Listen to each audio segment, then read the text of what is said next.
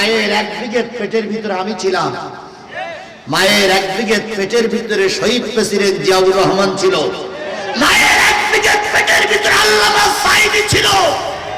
সেই মায়েদের মাথার উপরে আজকে কোনো সামিয়ানা নাই। এটা আমাদের জন্য একটা দুঃখের কারণ। কথা বলেন ঠিক না ঠিক? এই জন্য মায়েরা আপনারা আমাদেরকে আল্লাহর রাস্তায় ক্ষমা করবে। আপনাদের দিকে তাকাই আমি কথা নিয়ে একটু সংক্ষেপ করে দেবো, তবু যেন আপনারা দয়া করে আমাদের পরে বদদোয়া দিয়েন না।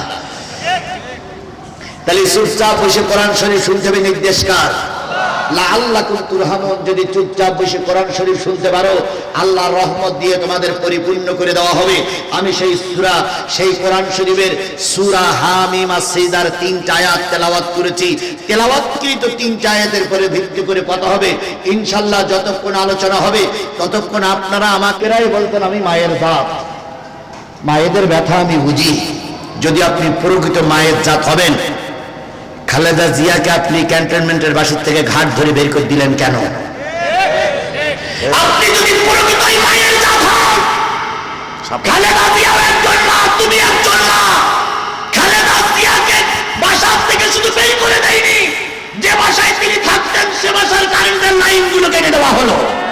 শুধু কারেন্টের লাইন কেটে দেয়নি, পানির বস্তা দিয়ে ব্যারিকেড তৈরি করে তাকে ঘর থেকে বাইরে বের করতে দেয়নি। এই ফেরাউনের বাচ্চারা, তিনিও তো 3 বারের প্রধানমন্ত্রী।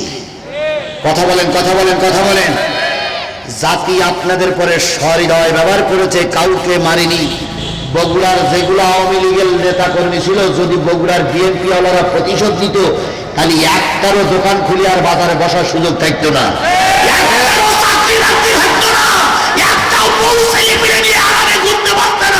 শুধু ক্ষমা করে দেওয়াটাই মনে হয় আমাদের জন্য কাল হয়ে দাঁড়িয়েছে। তবে একটা জিনিস মনে করে রেখেন, একবার ক্ষমা করে দেওয়া হয়েছে, দ্বিতীয়বার আর ক্ষমা শব্দের উচ্চারণ হবে না। মাঠে নামলেই কিন্তু এবার কি বলে চামড়া খুলে ফেলা হবে। আল্লাহ ইচ্ছা করলেই, আপনি আমি ইচ্ছা করলেই মুসলমান হতে পারিনি। হরতাল করে মুসলমান হয়নি, ভোট দিয়ে মুসলমান হয়নি, রাজনীতি করে মুসলমান হয়নি, কারোর দয়ায় মুসলমান হয়নি, কারোর বিরোধিতা করার কারণে মুসলমান হয়নি। আপনাকে আমাকে সম্পূর্ণ দয়া করে, মায়া করে, অনুগ্রহ করে মুসলমান বানিয়েছেন কে? সবাই মিলে বলুন তো, আপনাকে আমাকে মুসলমান বানিয়েছেন কে? আল্লাহ ইচ্ছা করলে আপনাকে আমাকে হিন্দু বানাতে পারতেন, আল্লাহ ইচ্ছা করলে আপনাকে আমাকে খ্রিস্টান বানাতে পারতেন, আল্লাহ ইচ্ছা করলে আপনাকে আমাকে অন্য ধর্মের লোক বানাতে পারতেন। তা না বানিয়ে আল্লাহ আপনাকে আমাকে কি বানিয়েছেন? সবাই মিলে বলুন কি বানিয়েছেন? আবার দেখেন, মুসলমানের ভিতরে বিভিন্ন জাত এবং পদের মুসলমান আছে। কেউ সারা জীবন একবারও নামাজ পড়ে না, উনিও মুসলমান। কেউ 2 ঈদের নামাজ পড়ে, উনিও মুসলমান। কেউ শুক্রবারের নামাজ পড়ে, উনিও মুসলমান। কেউ আলেম ওলামাদের বিরোধিতা করে, উনিও মুসলমান। কেউ মসজিদ মাদ্রাসার বিরোধিতা করে, উনিও মুসলমান। কেউ কোরআনের তাফসীর বন্ধ করে দিয়ে আনন্দ উল্লাস করে, উনিও মুসলমান। কেউ আল্লামা সাঈদীর রায়ের পরে আনন্দ করেছিলেন, উনিও মুসলমান। কেউ আলেম ওলামাদের বিরুদ্ধে মিছিল করতেছে, উনিও মুসলমান। আপনিও মুসলমান, আমিও মুসলমান। সব জাতের মুসলমান আমাদের সমাজে আছে না? আল্লাহ বলতেছেন, কুনতুম খায়রা উম্মাতিন উখরিজাত লিন-নাস তা'মুরুনা বিল মা'রুফি ওয়া তানহাউনা আনিল মুনকার ওয়া তু'মিনুনা বিল্লাহ।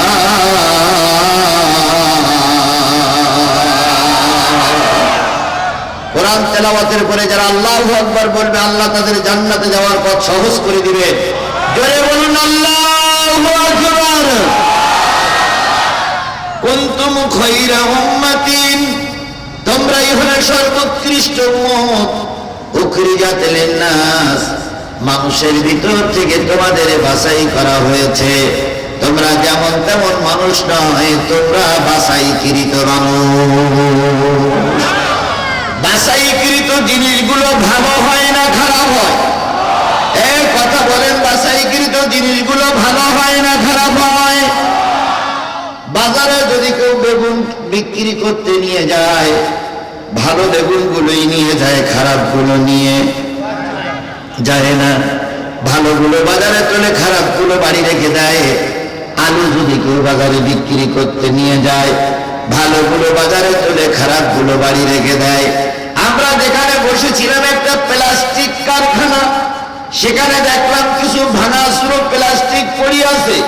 তার মানে সেগুলো বাজারে বিক্রি হবে না, যেগুলো বাছাইকৃত সেইগুলোই বাজারে তোলা হয়। বলুন তো বাছাইকৃত জিনিসগুলো ভালো হয় না খারাপ হয়? কেবল দেখতেছি আপনাদের এখানে বাছাইকৃত জিনিসগুলো খারাপ। যদি বলেন কেন? আপনারা কোরআনের বাছাইকৃত মুসলমান, কোরআনের আলোচনা হচ্ছে, আপনারা দাঁড়িয়ে কেন? এই বোঝা গেল আপনারাই খারাপ।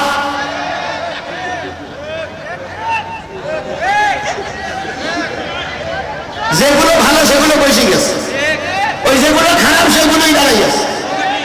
ও যতই পুজো ব্যাগে যাবে তার সামনে আসবে। এ জাতের দোষ কারা? আমি কোরআন শরীফ শুয়ে শপথ করতেছি, গোটা বাংলাদেশের যতগুলো জেলায় ওয়াজ করি, বগুড়া মানুষের কথা উঠলেই বলি বগুড়ার মানুষগুলো ধর্মভীরু, তারা ভদ্র মানুষ। কেন হবে না? এ জেলায় যত নেতা জন্ম নিয়েছে সব কটা ভদ্র। এ জেলায় কোনো অভদ্র নেতার জন্ম হয়নি। কথা বলেন ঠিক না ঠিক? যে জেলায় ভদ্র নেতার জন্ম হয় সেই জেলার মানুষগুলো এমনি ভদ্র হয়ে যায়। সুতরাং বাছাইকৃত মানুষ আমরা মুসলমান। কথা বলেন ঠিক না ঠিক? এই বাছাইকৃত বানাইয়েছেন কে? আরেকটু করে বলেন, বাছাইকৃত বানিয়েছেন কে? যে আল্লাহ কোরআনের জন্য বাছাই করে আজকের এই মাহফিল পর্যন্ত আসার সুযোগ দিলেন, সেই আল্লাহর শুকরিয়া আসতে না জোরে, আল্লাহর শুকরিয়াটা আসতে না জোরে। কারোর জবান বন্ধ থাকবে না, সকলে মিলে বলছি আলহামদুলিল্লাহ। আরেকটু জোরে বলুন তো আলহামদুলিল্লাহ। সব প্রশংসা তোমার আল্লাহ, তুমি প্রভু নিখিলের, তুমি রহমান, তুমি যে রহিম, কাজীর মহাসরে।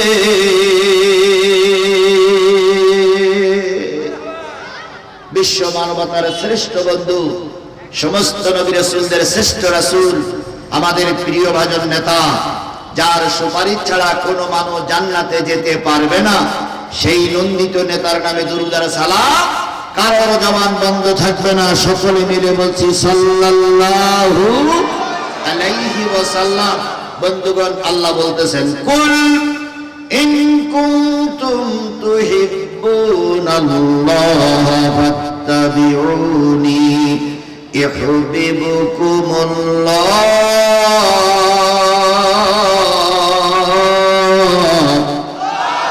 ওয়া ইয়াগফির লাকুম যুনুবাকুম, আল্লাহু গফুরুর রহিম।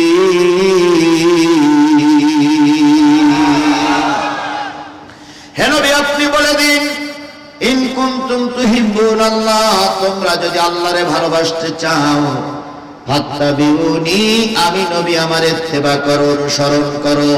আমার ইত্তেবা, আমার অনুসরণ যদি করতে পারো, ইয়াগফির লাকুম যুনুবাকুম, তোমাদের জীবনের সব গুনাহগুলো মাফ হয়ে যাবে। বলুন তো, পৃথিবীতে যত রাজনৈতিক দল আছে, দলের নেতার অনুসরণ করলে গুনাহ মাফ হবে এমন কোন দলিল প্রমাণাদি আমাদের কাছে আছে? জোরে বলেন আছে? মরহুম প্রেসিডেন্ট মুজিবুর রহমানের অনুসরণ করলে জান্নাতে যাওয়া যাবে এমন কোন দলিল প্রমাণ কোন আলেম ওলামা কোন দলীয় লিডার দিয়েছে? শহীদ প্রেসিডেন্ট জিয়াউর রহমানের অনুসরণ করলে জান্নাতে যাবে এমন কোন কথা তাদের দলের লিডাররা কি বলেছে? বলি নাই। বাংলাদেশ জামাত ইসলামীর নেতাদের অনুসরণ করলে জান্নাতে যাওয়া যাবে এমন কোন দলিল প্রমাণ কি ওই নেতারা বা কোরআন হাদিস থেকে পাওয়া যায়? শুধুমাত্র পাওয়া যায় রাসূলের অনুসরণ অনুকরণ করলে জীবনের সব গুনাহগুলো মাফ হয়ে যাবে। কে বলেছেন? আরো জোরে বলেন, কে বলেছেন? সেই রসুলের অনুসরণ অনুকরণ কি আমাদের সমাজে আছে? আছে, আছে, কিন্তু খুব কম। যদি বলেন কেমন? ভাই বলতেছিলেন বিগত 17টা বছর, বিগত 15.5 বছরের ভিতরে মরহুম প্রেসিডেন্ট মুজিবুর রহমানের বিরুদ্ধে কোনো কথা বললে, তারপরে ওনাদের ভাষায় ওনাদের মা শেখ হাসিনার বিরুদ্ধে কথা বললে 6 বছর ও 5 বছর জেল খাটা লাগবে। সবই অবমাননা করলে 6 মাসের জেল খাটা লাগবে। মুজিবুর রহমানের জন্ম মৃত্যু বার্ষিকীতে হাজার হাজার গরু মানুষ খেয়েছে। পক্ষান্তরে আল্লাহ রসুল কবে আসলো আর কবে বিদায় হলো, রসুলের কোরআন নিয়ে কোন আলোচনার পরিবেশ আমাদের সমাজে একরকম ছিলই না। আরে বাপ রে বাপ, হ্যাডাম নেতাদের কার্যকলাপ দেখলি আশ্চর্য হয়ে যেতে।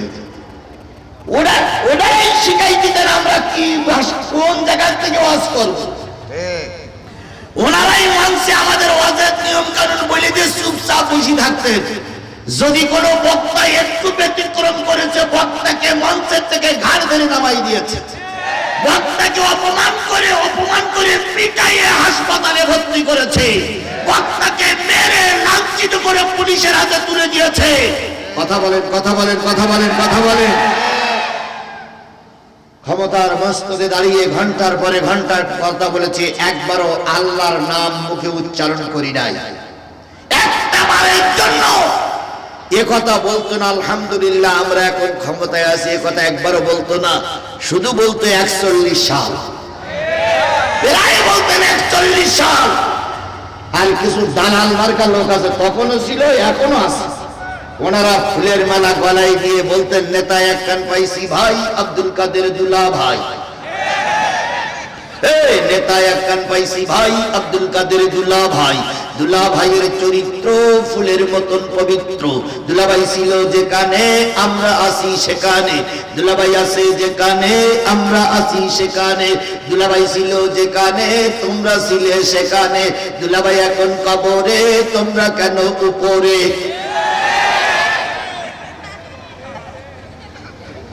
নেতাজি নেতাজি নেতাজি খেলায় আর কত দেখাবি, ভোটের সময় এলে হাতে পায়ে ধরো, ভোটটা হয়ে গেলি খেল নাহি করো, এটা দেবো সেটা দেবো গালু গপ্প করো, ভোটটা হয়ে গেলি খেল নাহি করো। নেতাজি নেতাজি নেতাজি খেলায় আর কত দেখাবি।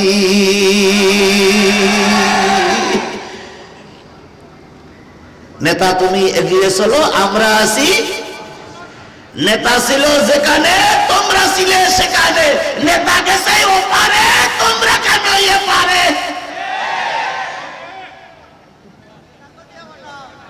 নেতা ওপারে গেছে না নাই, এখন তোমরা এ পারে কেন? কি কায়দায় বলতেছে 16 তারিখে হরতাল ডাকতে, একটু রাস্তায় নেমে দেখ, একটু রাস্তায় নেমে দেখো দুলাভাই, জনগণ গরুর মতন চামড়া খুলে লবণ দেবে। 2015 সাল আর 2025 সালে এক নয়। 2015 সালে যা করেছে জনগণ মেনে নিয়েছে, 2025 সালে রাস্তা নামলে ঠ্যাঙের গিরে চালিয়ে দেওয়া হবে। বিএনপি জামাত দেশ ছেড়ে পালিয়ে যায়নি, বিএনপি জামাত ছিল আছে থাকবে। আমরা দেশের জন্য প্রয়োজনে আবার রক্ত দেব, তবু জালেমদেরকে আর ময়দানে নামতে দেওয়া হবে না, হবে না, হবে না।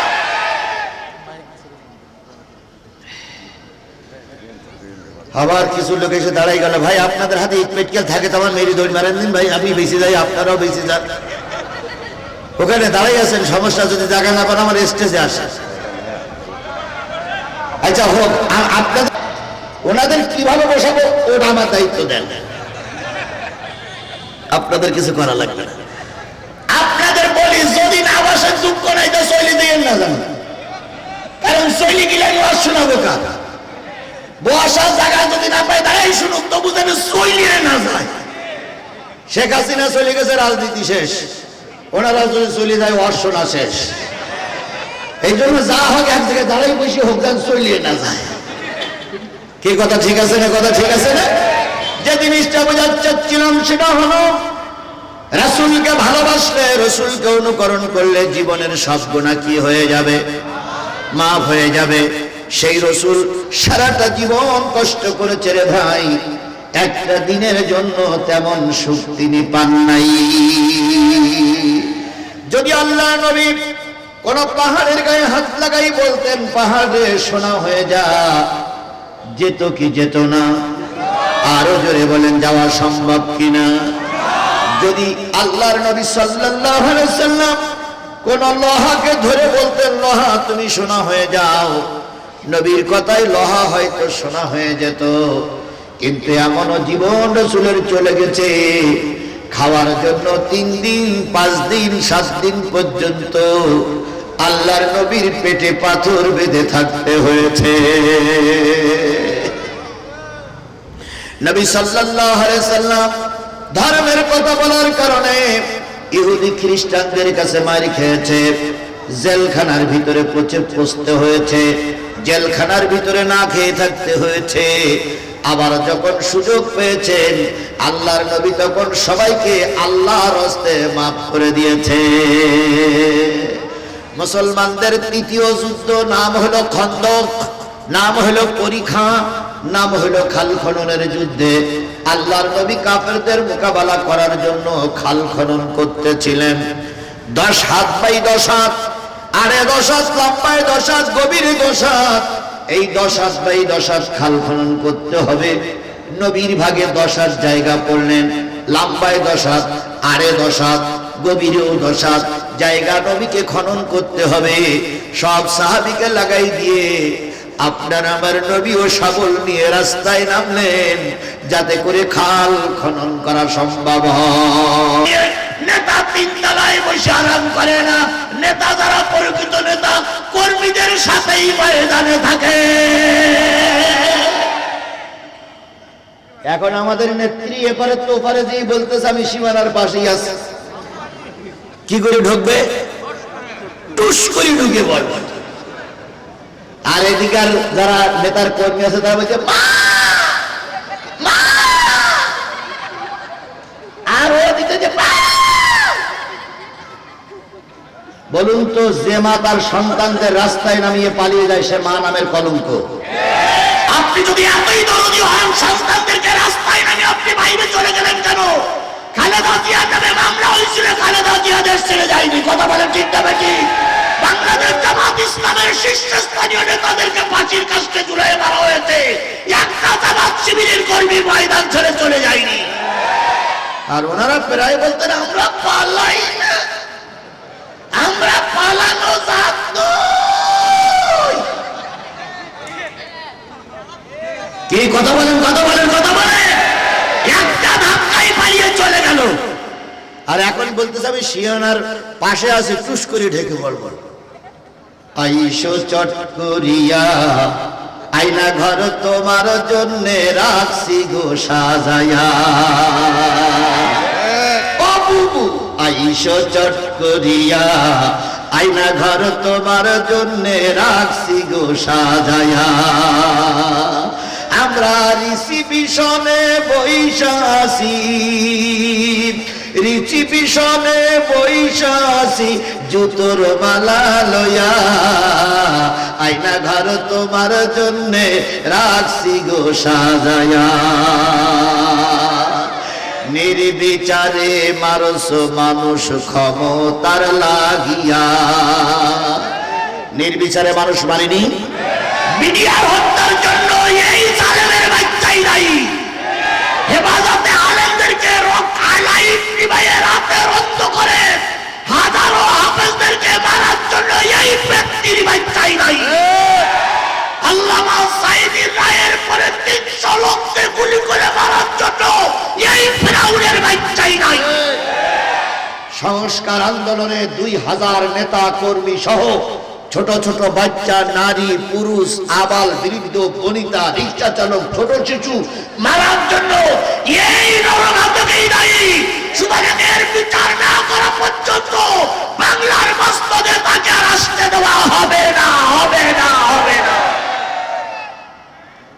নির্বিচারে মারছ মানুষ ক্ষমতার লাগিয়া,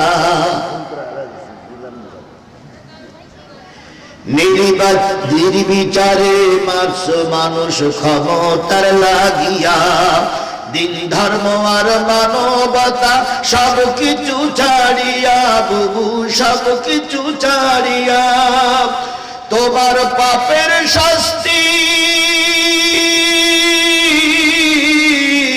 পাপের শাস্তি পাইতে হবে, যাইও না ভুলিয়া, আয়না ঘর তোমার জন্যে রাখছি গো সাজাইয়া, বুবু আইসো চট করিয়া, আয়না ঘর তোমার জন্যে রাখছি গো সাজাইয়া।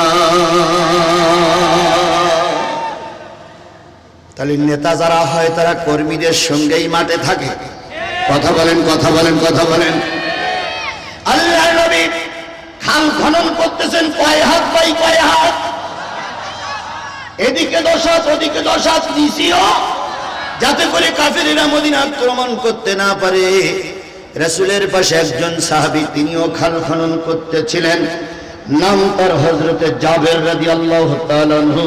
জাবের দেখেন নবীজি একটা কোপ মারলে দ্বিতীয়বার শাবল উঁচু করতে পারে না, দ্বিতীয়বার কোপ মারলে শাবল উঁচু করতে পারে না। জাবের আস্তে করে নবীর কাছে গেলেন, যেয়ে দেখে নবীজির কপাল বেয়ে ঘামগুলো টপ টপ টপ টপ করে পড়তেছে।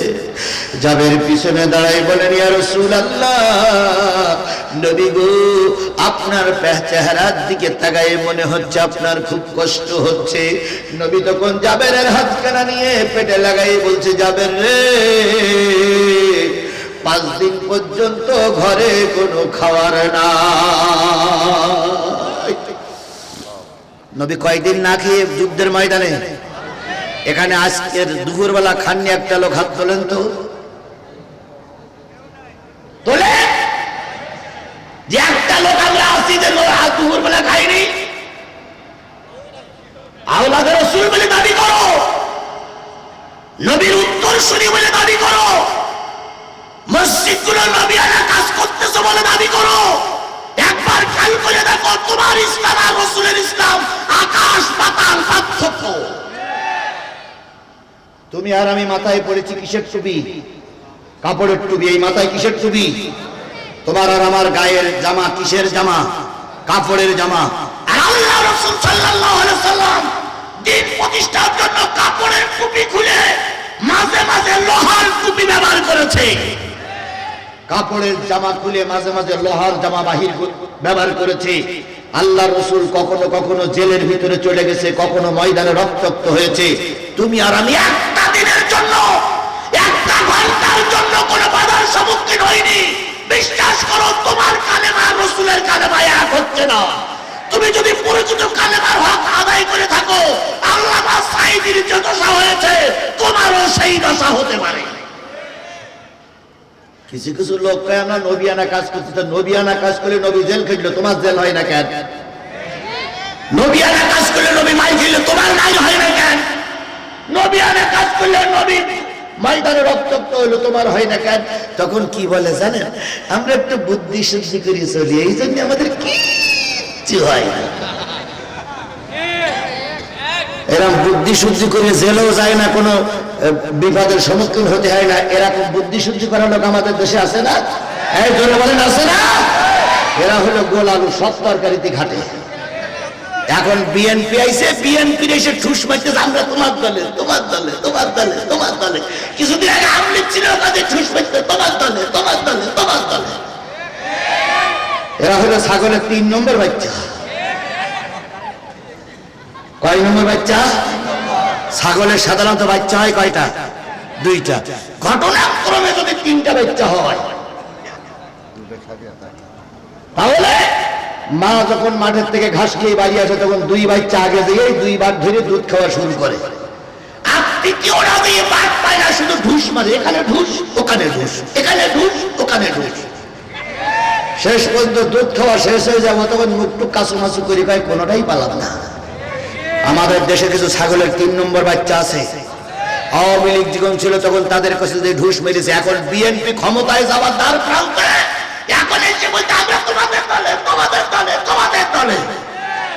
এরা ছাগলের 3 নম্বর বাচ্চা। জামাত এবং বিএনপিকে এদের সম্পর্কে সতর্ক থাকা লাগবে। এরাই দলের ভিতরে এসে দুর্নাম করবে, দল দেবে বিএনপির ঘরে। এরাই চাঁদা তুলবে, দল দেবে জামাত ইসলামের ঘরে। সুতরাং তারেক রহমান যথার্থই বলেছে, কোন চাঁদাবাজিকে দলে ঠাঁই দেওয়া হবে না।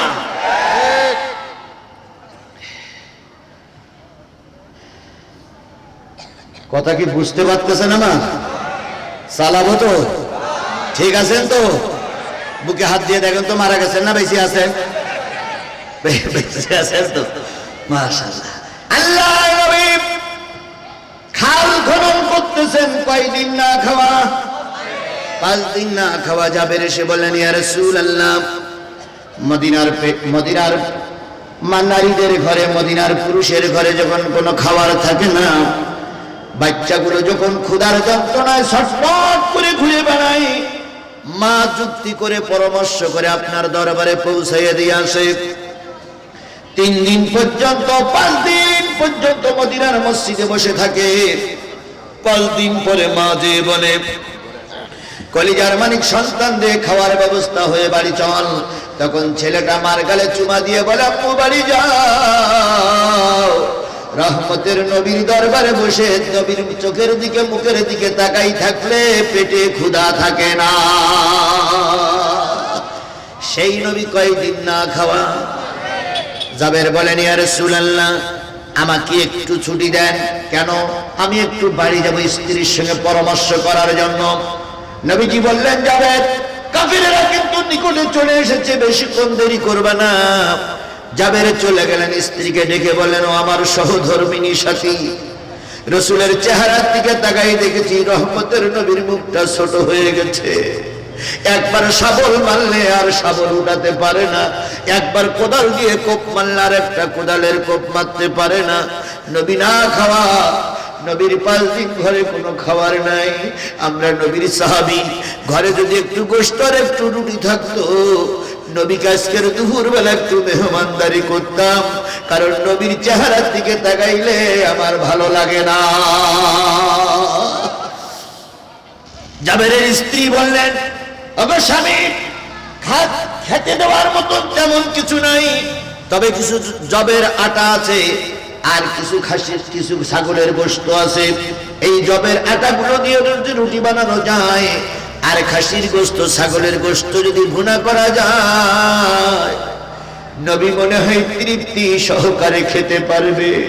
জাবের বললেন, ও আমার স্ত্রী, নবীজির ডাইনে আছে আবু বকর, বামে আছে আবু বকর, দেখলাম তাদের মুখ দুটা শুকিয়ে গেছে।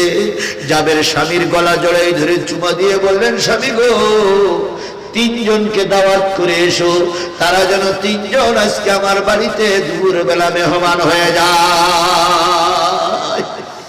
বলুন তো, আলেম ওলামা বাড়ি আসা রহমত না গজব? কথা বলেন, রহমত না গজব?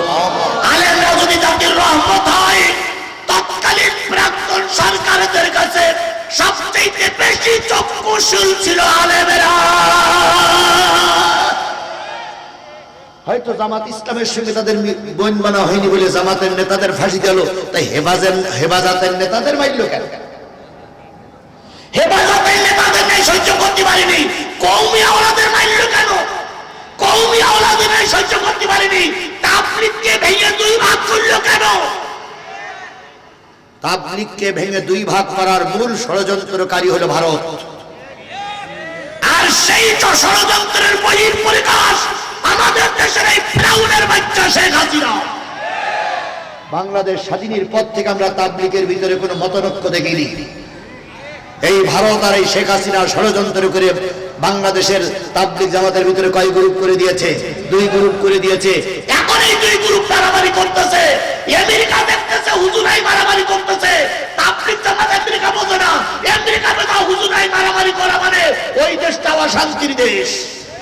আর এই অশান্তির মূলে হচ্ছে শেখ হাসিনা, শেখ হাসিনা, শেখ হাসিনা। ওদের দলের কিছু নেতা কর্মী এর ভিতরেও আছে, দেখেন মুখ টুক কালো করে হনুমানের মতন হোক, মনে হচ্ছে যেন 14 গোষ্ঠীর কবর দিয়ে আইছে। ও দেশটার অশান্তিকে জ্বালিয়ে সরকার করে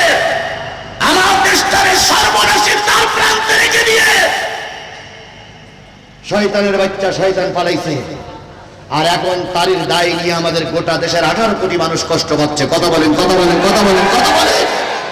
আর ওর দোসর ভারত এখনো কিন্তু নীরব হয়ে যায়নি। ভারত এখনো চক্রান্ত করেই যাচ্ছে, করেই যাচ্ছে, করেই যাচ্ছে।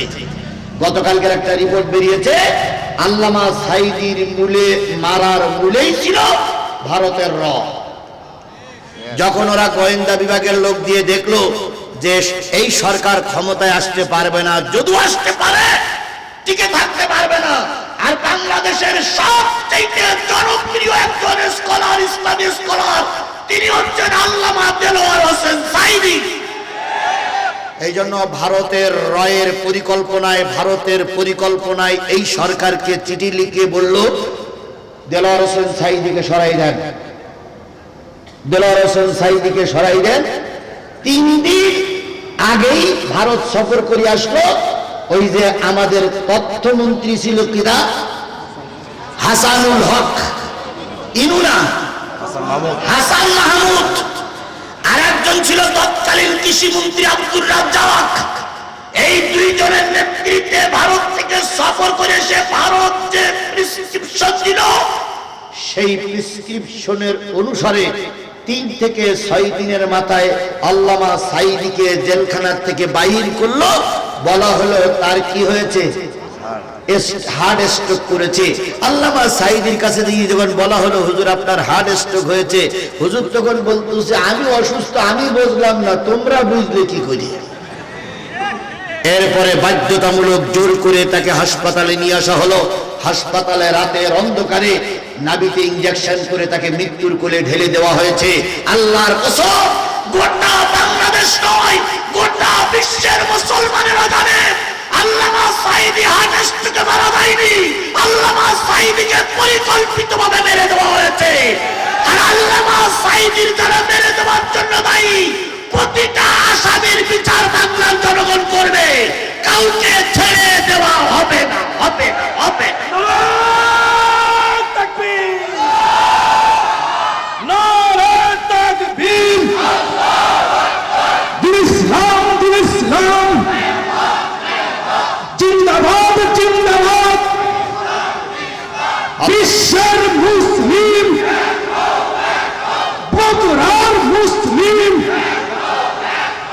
নারায়ে তাকবীর। আমার ভাইরা, আল্লাহর নবী সাল্লাল্লাহু আলাইহি সাল্লাম কয়দিন না খেয়ে আছেন। হযরত জাবের রাদিয়াল্লাহু তাআলা স্ত্রীর সম্মতি ক্রমে দাওয়াত করার অনুমতি পাইলেন 3 জনের। কয়জনের? যার রুটি আর গোশত আছে 3 জন খাইলে ফুল পেট খেতে পারবে, সঙ্গে যদি আরো 7 জন আছে 10 জন আইলে হাফ পেট খেতে পারবে। পরামর্শ করে চলে গেলেন। নবীর কানে দিয়ে বলেন ইয়া রাসূলুল্লাহ, আজকে দুপুর বেলায় আপনাকে আমার বাড়ি দাওয়াত করা হয়েছে। আমার স্ত্রী আপনার চেহারার কথা শুনে আর বসে থাকতে পারি নাই, রুটি আর গোশত তৈরি হয়েছে, আপনি দুপুর বেলা আমার বাড়িতে একটু দাওয়াত খাইতে যাবেন। নবী সাল্লাল্লাহু আলাইহি ওয়াসাল্লাম জাবেরের কানে কানে বললেন, জাবের কয়জন? জাবের বললেন 3 জন। একান্তই যদি কোনো লোক সঙ্গে যায় 10 জনের বেশি যেন না হয়। নবীজি সংবাদটা শুনলেন, শুনে বললেন জাবের বাড়ি যাও, আজকের এই খন্দকের ময়দানে 3000 সাহাবী তোমার বাড়ি দুপুর বেলা দাওয়াত খেতে যাবে। কোন জায়গায় সমস্যা থাকে? কয়জন? হাফ পেট খাইলি সেখানে যাবে কয়জন? আচ্ছা বলেন তো, ওই জাবেরের আর বাড়ি থাকার মতো পরিবেশ আছে? মনটা খারাপ। নবীজি বললেন খারাপ কেন? ইয়া রাসূলুল্লাহ, 3000 সাথী দিয়ে যদি আপনি যান, আর যদি একখান রুটি আর একটু গোশত না দিতে পারি, তা আমার তো বাড়ি ছেড়ে পালাইতে হবে।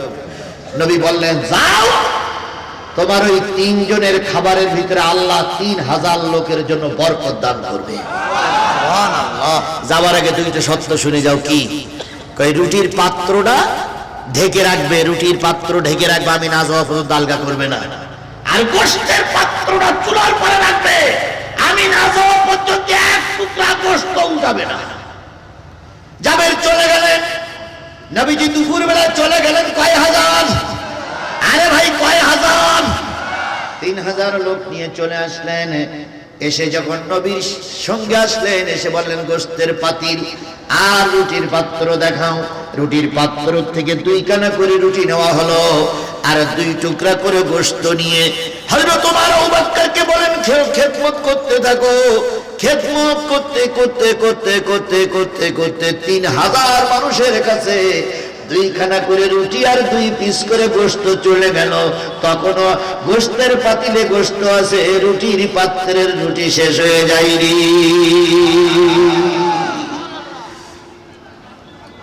এরপরে নবীজি বললেন সবাই শুরু করো আল্লাহর নাম নিয়ে, বিসমিল্লাহি ওয়া আলা বারাকাতিল্লাহ বলে নবীজি শুরু করতে বললেন। সবাই শুরু করলো।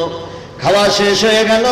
নবীজি জাবেরের ঘাড়ে হাত দিয়ে বলেন, জাবের রে, আল্লাহ যদি বরকত দেয় 3 জনের খাদ্য 3000 লোকের মাঝে বন্টন হয়ে যেতে পারে। আমার ভাইয়েরা কথা আমি এই জন্য বললাম যে নবী 3 জনের খাদ্য 3000 লোককে খাওয়াইছে, সেই নবী লোহার গায়ে হাত দিলে সোনা হতো কি হতো না? সেই নবী পাহাড়ের গায়ে হাত দিলে পাহাড় সোনা হয়ে যেতে পারত কি পারত না? কিন্তু সেই নবী দিন প্রচার করার জন্য 3.5 বছর জেল খেটেছে, উহুদের ময়দানে মাইর খেয়েছে, তায়েফের ময়দানে রক্ত দিয়েছে। সুতরাং আপনাকে আমাকে নবীর উত্তরসূরি হয়ে থাকলে কিছু পরীক্ষা আসতেই পারে।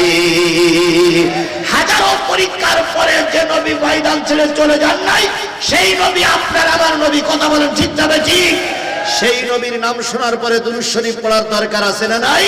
তাহলে আমরা সকলে বলছি সাল্লাল্লাহু আলাইহি ওয়াসাল্লাম। বন্ধুগণ, অনেক কষ্ট করে অনেক লোক এসে একত্রিত হয়েছে কি শোনার জন্য? আরেকটু জোরে বলেন, কি শোনার জন্য? আমার ভাই দলের একজন লিডার, তিনি দলের কথা বলেছেন, আর একজন ভাই জামাতের লিডার, তিনি জামাতের কথা বলতে পারেন। কিন্তু আমি তো কোনো দলের প্রতীক চিহ্ন নিয়ে এখানে আসিনি। আমাকে ডেকে আনা হয়েছে কি বলার জন্য? সবাই মিলে বলুন, কি বলার জন্য আমাকে ডেকে আনা হয়েছে? আমি আল্লাহর কোরআন থেকে কথা বলবো, কার গায়ে গেল আর কার পক্ষে লাগলো আর কার বিপক্ষে গেল, ওতে জিহাদির কিছুই আসে যায় না। নারায়ে তাকবীর, নারায়ে তাকবীর, লিল্লাহি তাকবীর, লিল্লাহি তাকবীর। আল্লাহু আকবার। মুকুল ভাইকে ধন্যবাদ। একজন স্বেচ্ছাসেবক দলের জেলা সভাপতি হয়ে তিনি তাকবীর দিচ্ছেন। আল্লাহু আকবার, আরো জোরে আল্লাহু আকবার। তাহলে আমি কিসের থেকে কথা বলবো? আল্লাহ বলতেছেন, ওই যা কুরিয়াল কোরআন ফাসতামিউ লাহু ওয়া আনসিতু লাআল্লাকুম তুরহামুন। যখন তোমাদের সামনে কোরআন পড়া হবে, এই কোরআনের আলোচনাগুলো তোমরা চুপচাপ বসে বসে শোনো।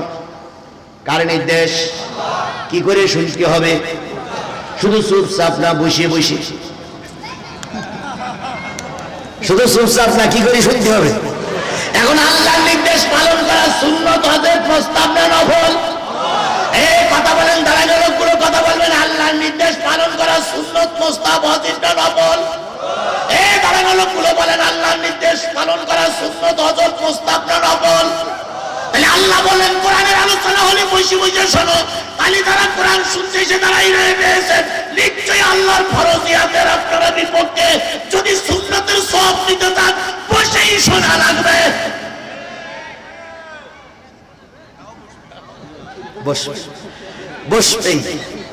বসতেই হবে। আর যদি জায়গা না থাকে তাহলে আমার কিছু করার নেই। জায়গা আছে? এই পশ্চিম সাইডে আসলে মিডিয়ার কারণে কিন্তু দেখতে পাচ্ছে না, যার কারণে এইদিকে যাচ্ছে না। তো যে পর্যন্ত হয়েছে আর দরকার নেই। যে পর্যন্ত হয়েছে পুলিশ ভাইরা দাঁড়িয়ে আছে, তারপরে স্বেচ্ছাসেবক দাঁড়িয়ে আছে, আপনারা দাঁড়িয়ে আছে, যে যা দাঁড়িয়ে আছে তাকে যারা বসে আছেন বসে থাকেন। দুঃখ লাগতেছে, কষ্ট লাগতেছে। এই পৃথিবীর সবচেয়ে মায়ের জাত হলো উৎকৃষ্ট জাত। মারা কারা হাত তোলেন তো, যে হুজুর আপনি আলোচনা করেন, আমি বাড়ির দিকটা একটু ঘুরে আসি। কেউ যাবেন না? তাহলে শপথ দিতে হবে, যতক্ষণ মোনাজাত না হয় ততক্ষণ ময়দান ছেড়ে যাওয়া যাবে না। কারা কারা রাজি আছেন? 2 হাত উঁচু করে আল্লাহরে দেখান, জোরে তাকবীর দিবেন। নারায়ে তাকবীর। আল্লাহ এই হাতগুলোরে কবুল করুক। হাত নামান। যদি বসার জায়গা না থেকে আর বসতে হবে না, কারণ এ তো রাবার না যে টানলি লম্বা হবে। জায়গা যা আছে ওই পর্যন্ত থাক, দাঁড়ানো লোকগুলো দাঁড়াই থাক, বসা লোকগুলো বসি থাক, শোয়া লোকগুলো শোয়া থাক, আর মা বোনেরা মা বোনদের জায়গায় থাক। আমি আমার মূল আলোচনায় যাই। তার আগে ছোট্ট একটা দাবি, আজকের মাহফিল দিয়েছে যুব সমাজ। কারা? এই কথা বলেন তো কারা? যুব সমাজের আমাদের সমাজে দরকার আছে না নাই? বুড়োদের কোনো মুরুদ নেই, বুড়োরা শুধু ময়দান নষ্ট করতে পারে। তার জ্বলন্ত প্রমাণ দেখেন, বিএনপির যারা মূল কমিটি তারা সব বুড়ো, জামাতের যারা মূল কমিটি তারাও সব বুড়ো। এই জামাত আর বিএনপি দুই দল মিলে 15টা বছর ময়দানে আন্দোলন করেছে। 15 বছরে মাইর খেয়েছে, লাশ পড়েছে, মামলা খেয়েছে, ময়দান থেকে। জামাতের নেতা আমাদের বলতেন, হুজুর দোয়া করেন এই ফেরাউনির বাচ্চা যেন মারা যায়। মারা না গেলে এর কাছে আর বেরিয়ে ওঠা যাচ্ছে না। ঠিক আমরা যখন বিএনপি জামাতের নেতৃবৃন্দ যখন হাল খানিকটা ছেড়ে দিল, যখন মনে করতেছিল আবার 30 সাল না আসা পর্যন্ত আর কিছু করা যাবে না, সেই সময় আল্লাহ পাক তোমাদের মতন ছোট্ট বাচ্চাদেরকে একদল যুবকদেরকে রাস্তায় নামিয়ে দিল। কথা বলেন ঠিক না নাকি? যুবকরা ময়দানে নেমেছে। প্রথম দিন লাশ পড়েছে, যুবকেরা ময়দান ছেড়ে। দ্বিতীয় দিন লাশ পড়েছে, ময়দান ছেড়ে। শেষ পর্যন্ত আবু সাইদ জীবন দিয়ে প্রমাণিত করে গেল যে যুবকরাই সমাজ পরিবর্তন করতে পারে। কথা বলেন, কথা বলেন, কথা বলেন। আজকের এই উপশহরের যুবকরা যদি নামাজি হয়, উপশহরের যুবকরা যদি গান বাজনা বাদ দিয়ে কোরআনের মাহফিলের পক্ষে চালু থাকে, এই সমাজ উপকার হবে না ক্ষতি হবে? এখন এই যুবকেরা সমাজটা উপকার করার জন্য তাদের সাধ্য অনুযায়ী চেষ্টা করে যাচ্ছে। আমরা কি তাদের বিরোধিতা করব না তাদের পক্ষে একটু সহযোগিতা করব? কারা কারা বিরোধিতা করবেন হাত তোলেন তো। হুজুরের গায়ে মাহফিলের দরকার নিয়ে হাত তারা গানতেন, এই পক্ষে কেউ আছেন? তাহলে কোরআনের মাহফিল চালু থাকে, নাকি সবাই চান? কারা কারা চান একটু হাত তোলেন যে প্রতি বছর কোরআনের মাহফিল এখানে চালাতে হবে। 22 বছর হচ্ছে, আর মৃত্যুর আগ পর্যন্ত যেন চালু থাকে। মাশাআল্লাহ, হাত নামান। আল্লাহ আপনাদের হাতের পরে কবুল করুক, আল্লাহ আপনাদের রহমত করুক। এবার আসুন, এই ভাই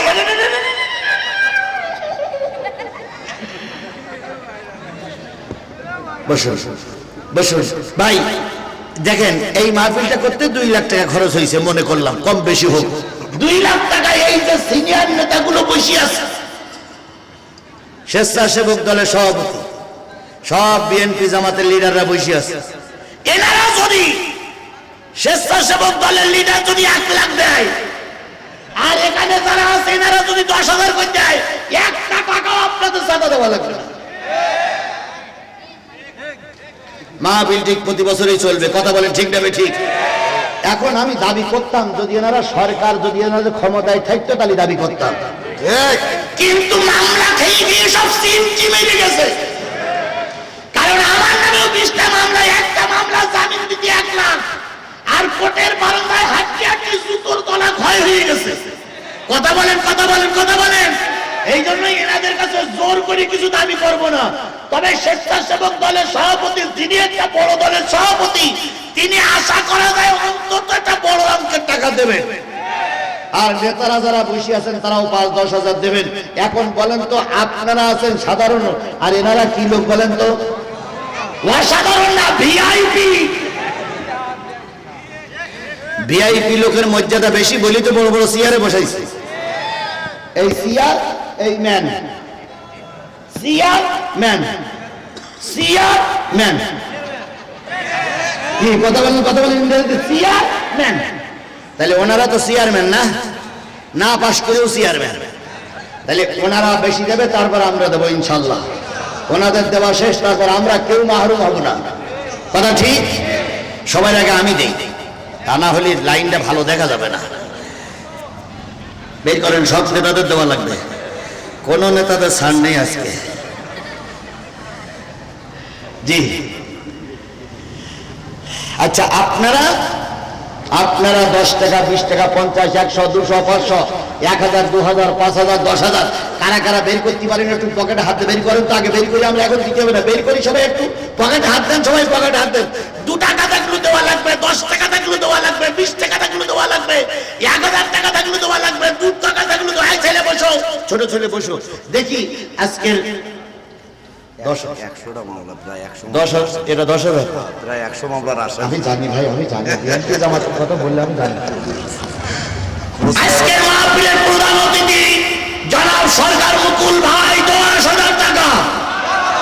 এই প্যাকেট, এই প্যাকেট, প্যাকেট, এই ছেলে বসো, বসো, বসো, বসো। কোনো টাকা তোলা লাগবে না, এখান থেকে যদি ম্যানেজ হয়ে যায় তোমাদের কারো কথা বলা লাগবে না। বসো, বসলে বসে না কেন, বসো। এই ছেলে সাদা জামা পরে বসাই দেন। আচ্ছা, আজকের মাহফিলের সম্মানিত প্রধান অতিথি 10,000 টাকা। জোরে বলেন মারহাবা। আমার পক্ষ থেকে আমি দিয়েছি, একেবারে দেইনি। আচ্ছা, এবার আজকের মাহফিলের সভাপতি কত দিয়েছেন? ইনিও 10,000। জোরে বলেন মারহাবা। ইনি ছেলেদের কাছে দিয়ে আসছে। অতিথিরা দয়া করে একটু হাত দেবেন কি? উনিও দিয়েছেন।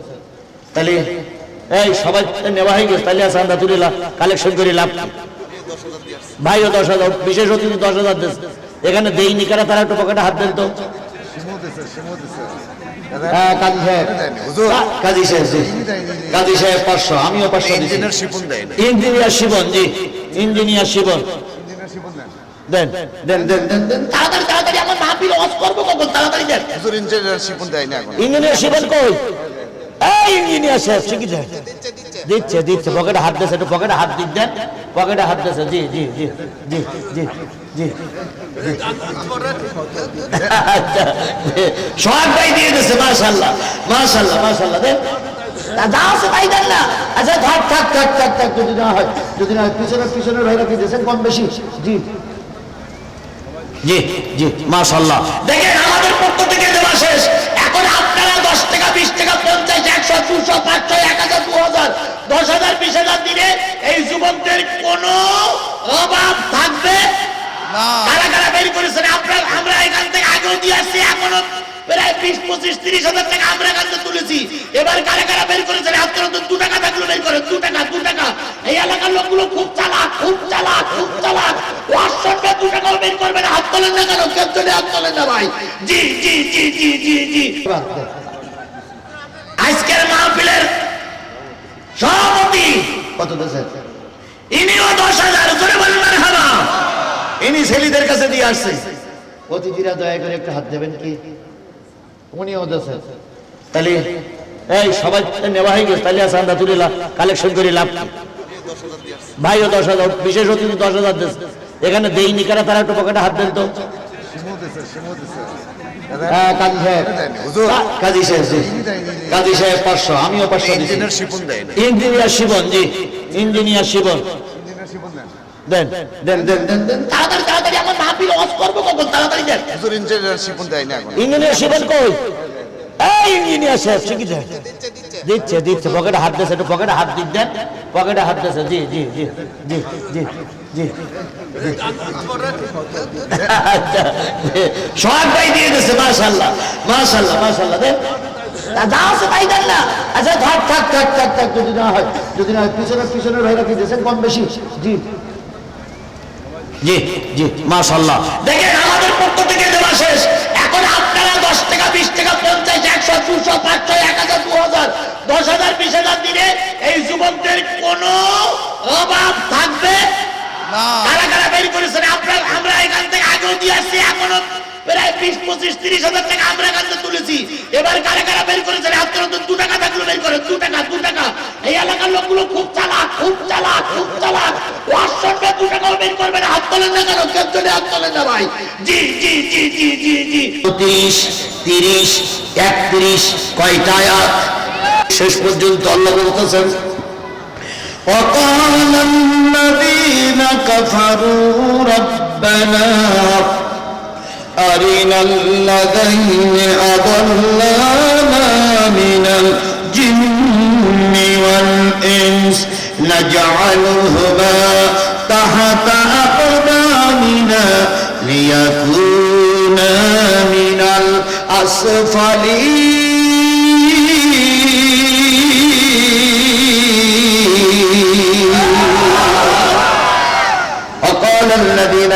কাফেররা বলবে, রব্বানা, হে আমাদের প্রতিপালক, আরিনা দেখায় দাও, আল্লাযীনা যারা আদাল্লানা আমাদেরকে পথভ্রষ্ট করেছে মিনাল জিন্নি ওয়াল ইনস জিন এবং মানুষের ভিতর থেকে যারা দুনিয়ায় আমাদের পথভ্রষ্ট করেছে ও আমার রব এই সমস্ত লোকগুলো আজকে রোজে মহশরের ময়দানে দেখায়া দাও তারা আমাদের ধর্মের কাজ করতে দিত না ধর্মের কথা বলতে দিত না ধর্মের কাজে বাধা দিয়েছে তাদেরকে আমাদের আজকে দেখায়া দাও ও আমার বন্ধু কাফেরেরা বলবে আমাদের দেখায়া দাও এবার বলুন তো অন্যান্য রাজনৈতিক দলের নেতারা ধর্মের কাজে বাধা দেয় হুজুরদের ভিতরে ধর্মের কাজে বাধা দেওয়া হুজুর আছে না নাই আরো জোরে বলেন আরো জোরে বলেন ইয়া আইয়ুহাল্লাযীনা আমানু ইন্না কাসীরাম মিনাল আহবারি ওয়ার রুহবান লা ইয়াকুলুনা আমওয়ালান নাসি বিল বাতিল ওয়া ইয়াসুদ্দুনা আন সাবিলিল্লাহ والذين يكنزون الذهب والفضة ولا ينفقونها في سبيل الله فبشرهم بعذاب أليم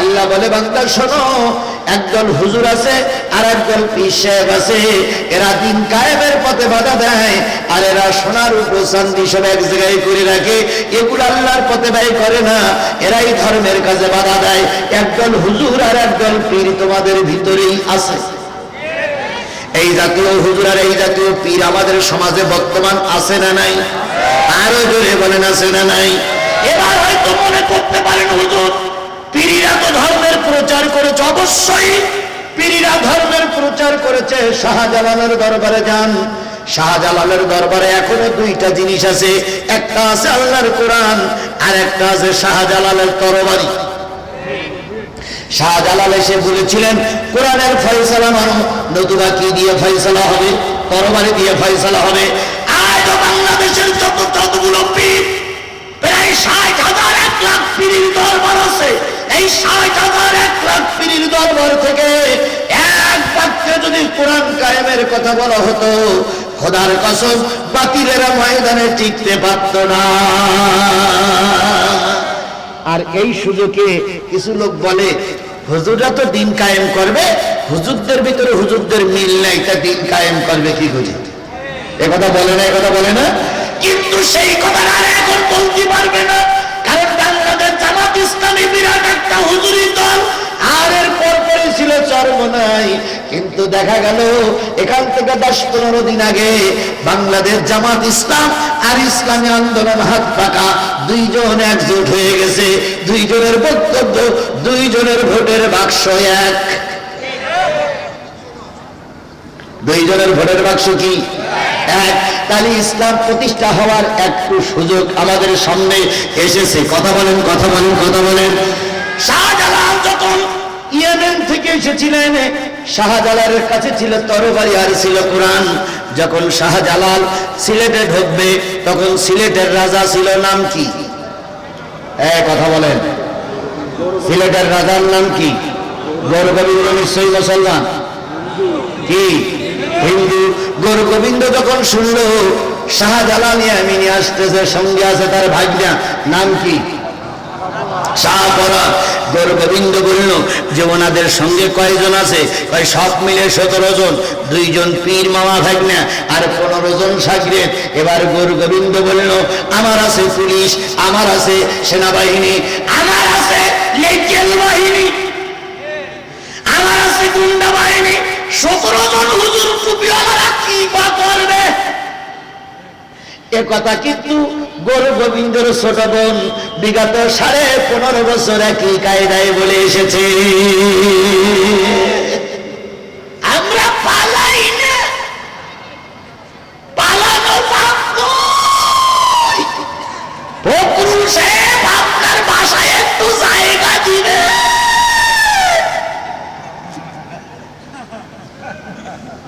ফখরুল সাহেব কিছুদিন আগে বললেন আমার বাসায় আসবে বলে ওনারা কথা বলেছিলেন আমি দরজা খুলে রাত জেগে বসে থাকি কিন্তু মেহমান আসে না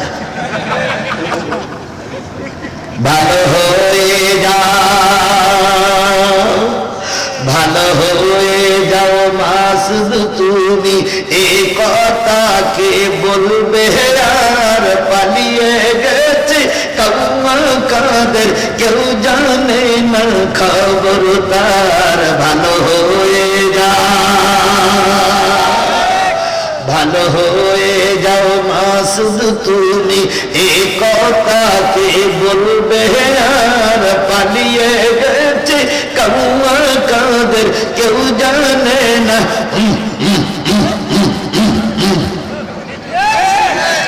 ফখরুল সাহেব আপনার বাসায় কাউমা কাদের গেছেননি, ঠাকুর গায়ের বাসায় আপনি থাকতে তাহলে দেশেননি। তার সাথে যে হিসাব বাকি, হায় হায়, তার সাথে যে হিসাব বাকি আছে কোটি জনতার, পালিয়ে গেছে কাউমা কাদের, কেউ জানে না, কেউ জানে না খবর তার। ভালো হয়ে যায়।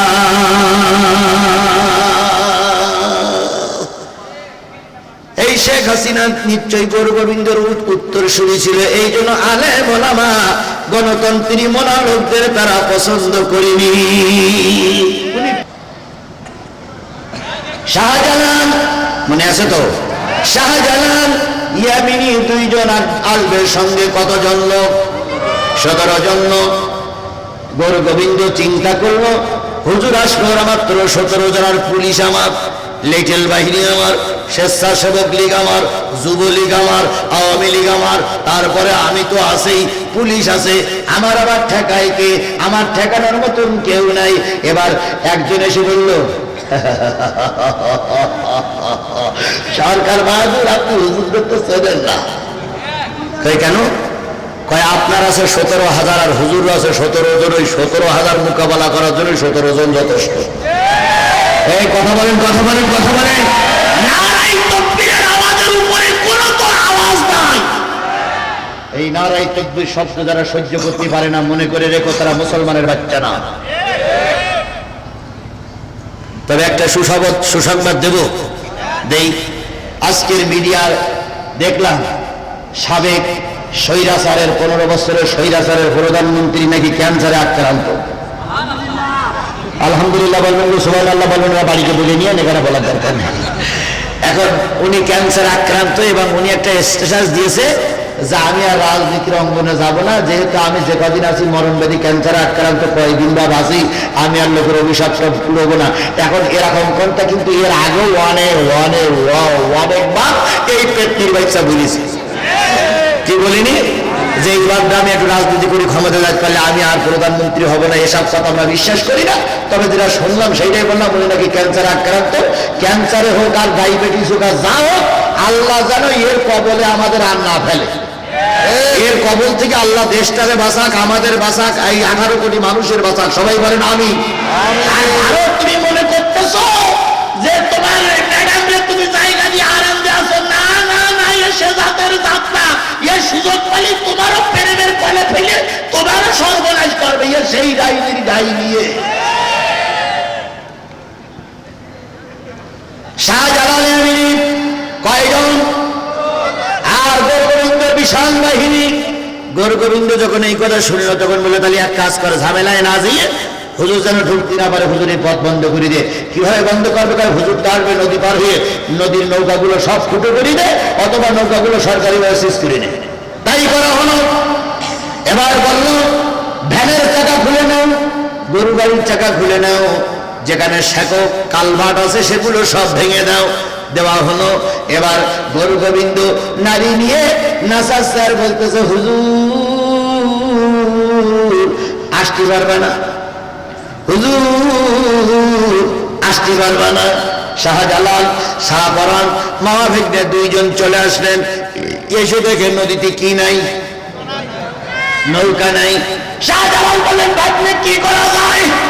ভাগ্নে বললেন, মামা এই সময় যদি ময়দান ছেড়ে পালিয়ে যায়, শাহজালালরা 41 সাল পর্যন্ত থাকবে। গুরু গোবিন্দ রায় 41 সাল পর্যন্ত থাকবে, গুরু গোবিন্দের হাতে ছেড়ে দিয়ে যাওয়া যাবে না, তাহলে কিভাবে পার হবি?